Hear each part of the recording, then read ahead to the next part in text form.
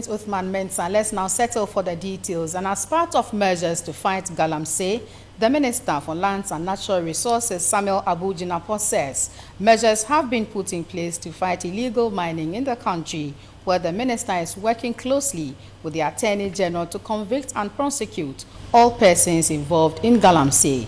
He made the statement at a press briefing here in Accra.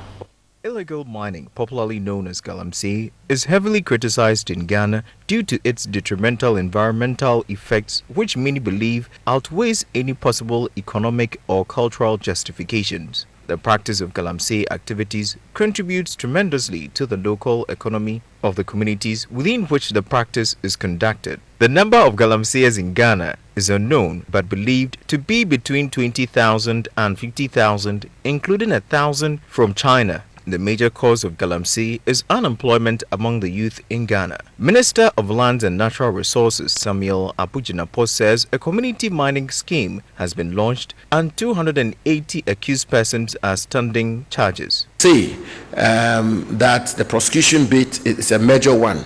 Just yesterday or so, 2 Nigerians were convicted and sentenced to 20 years imprisonment. From 2017 to date, we have prosecuted and convicted and sentenced 187 illegal miners in Eastern region alone. 280 accused persons are standing trial as we speak. We want to do more. We want to continue with the prosecutions. But my joy will be when we begin to go after the kingpins themselves and begin to fish out the kingpins, the barons, the financiers, and prosecute them. I think that is one of the ways we can break the back of this illicit industry. The sector minister further outlined the Minerals Amendment Act 2019 punishment for foreigners as well as citizens engaged in illegal mining. Permit me to just outline under the Minerals and Mining Amendment Act 2019, Act 995, the punishment for foreigners engaged in illegal small-scale mining is 20 years imprisonment plus a fine of not less than 1.2 million Ghana cedis, after the serving of the sentence. So as you can see, it is very punitive.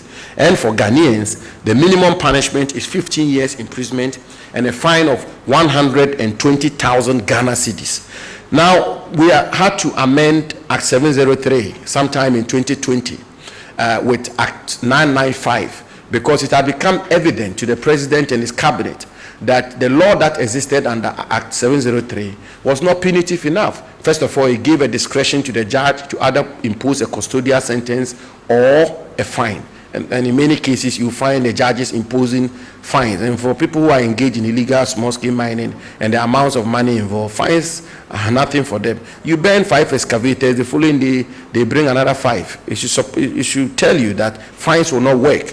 And that is why we promulgated Act 995, which amended Act 703 to give these very punitive sentences and also oust the discretion of a judge in imposing a fine. The judge is required by law mandatorily to impose a custodial sentence in the case of a foreigner of not less than 20 years plus a fine, and in the case of a Ghanaian of not less than 15 years plus a fine.